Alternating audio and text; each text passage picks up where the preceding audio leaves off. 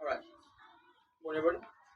Today's speech will be on Metallica, as y'all hopefully know. I don't know if y'all know them. I'm sure they're a very popular band all throughout the 80s, 90s, and now. And let's get started. So, imagine you're just trying to jam out with some buddies at your garage or in the house somewhere, and the next day, you're the face of a whole genre. Although it didn't happen that fast, that's kind of how it happened for the thrash metal band Metallica. In today's speech, I'll be giving an in-depth story of their hardships and how they utilize their raw talent to gain stardom and become the best metal band of all time. First, I'll talk about the origin story and the band and how each member came and went. Next, I'll narrate their journey and success throughout their albums, and then I'll explain how they stayed prevalent throughout the new modern era and back then. Finally, I'll explain how they're faring today and why they're a huge inspiration to many generations. So, I love metal. I've been listening to Metallica since I was in middle school. They're like the first band that introduced me to metal, and I learned playing guitar back in 2021, and Metallica would be actually the first band I would probably start playing. That's how I learned how to play. I desperately need to go to a concert before they retire, because they are getting pretty old. So, hopefully soon. Alright. So, Metallica originated in 1981 with Lars Ulrich publishing a newspaper ad looking for fellow members to jam with. So, guitarists James Hetfield and Dave Mustaine would answer this newspaper ad, and soon they would start making music. And alongside James, Ron McGovney would join alongside because they're both high school friends, so made a little connection. And Ron McGovney wouldn't stay long, but they did make a few good demos.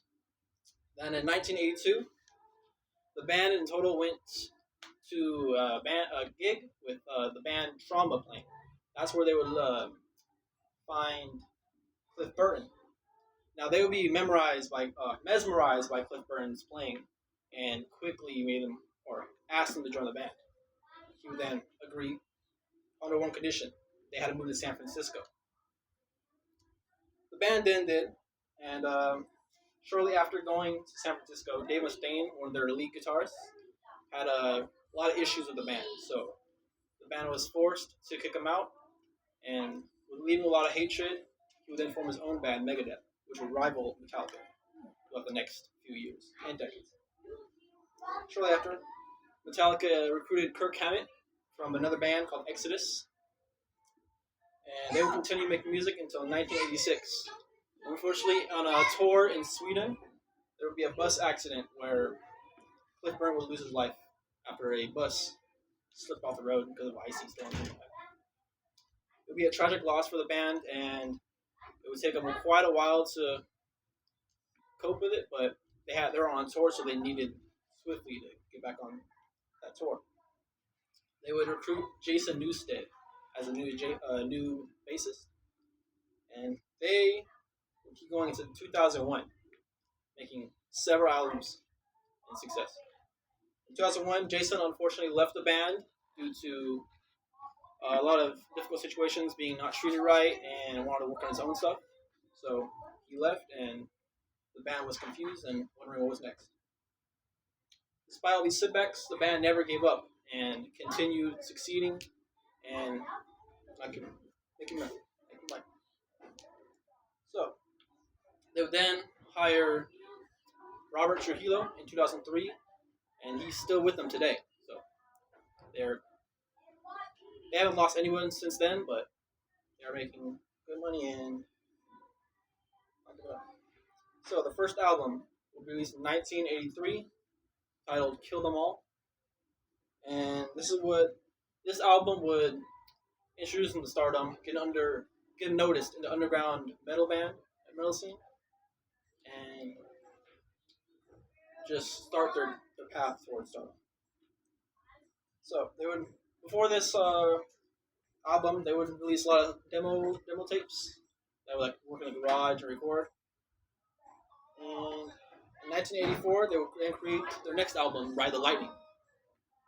Alongside that, they would release Master of Puppets in 1986, which would most notably be the greatest metal album of all time, according to the Billboard 200 back in 1991.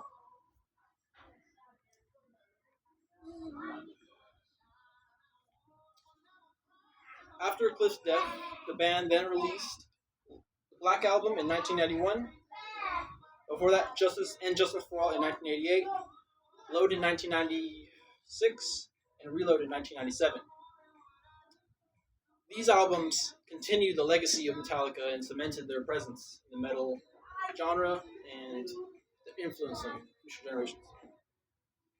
After 2001, when Jason left, they would create Saint Anger in 2003, using a different bassist that was actually their director or producer.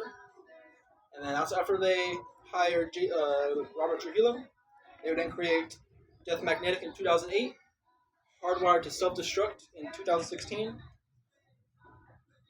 Band would then evolve into some more modern metal. Finally, the latest release, 72 Seasons in 2023, which is how I got introduced to them. And good times.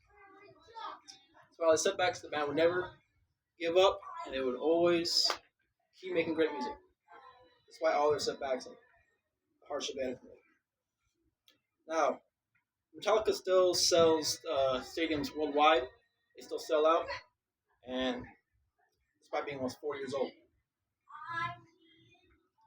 They're connecting with new generations through video games like Guitar Hero, and as y'all know, Stranger Things cameo, which brought them a lot of fame. Other bands such as Avenged Sevenfold, Slipknot, Anthrax, and most notably Megadeth, where the singer of Avenged Sevenfold, M. Shadows, would then quote, "The first Metallica record he ever bought was Justice for All, released in 1988.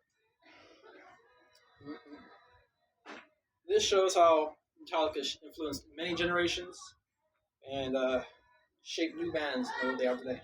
In conclusion, Metallica endured many hardships and moments of raw talent that allowed them to get to where they are today. Despite losing Dave Mustaine, Cliff Burton, and Jason Newsted. And they would create 11 albums in total, alongside many world appearances and world tours. And continue to influence music today in many generations. They are the definition of what starting from nothing is and turning into a diamond.